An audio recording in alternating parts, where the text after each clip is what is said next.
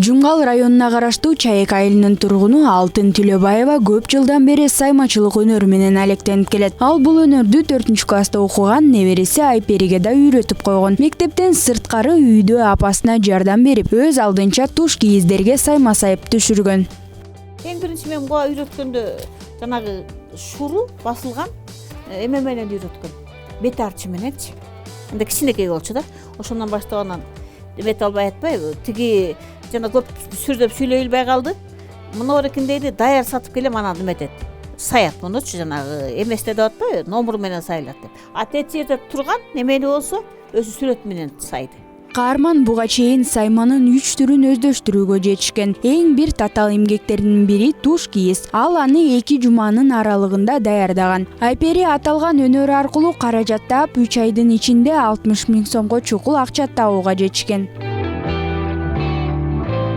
Мен 2-классымдан апам үйрөткөн. Аны үйрөтүп атканда мен кызыгып кеткем да. Алмаз таштан тазалган эмем сайма, анан хрестик, анан көптүк түрү.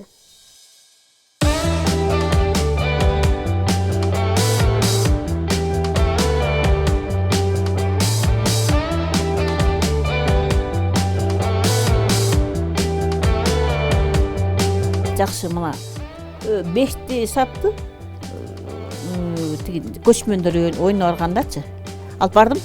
25 000 болду. Анан кайра үйдөн костап ошентип 55 000 сом тапты. 55 000 сомго ай мына өзү кийинди, атасы жакында мусол уялды.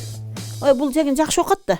Кыргыз саймалары өңүнүн ачыктыгы жана кооздугу, көп кырдуулугу менен чет өлкөдө баркталат. Андыктан Айпери уз өнөрүн дагы да өөрчүтүп, өз саймаларын чет өлкөгө тартуулоого аракет кыларын айтышты.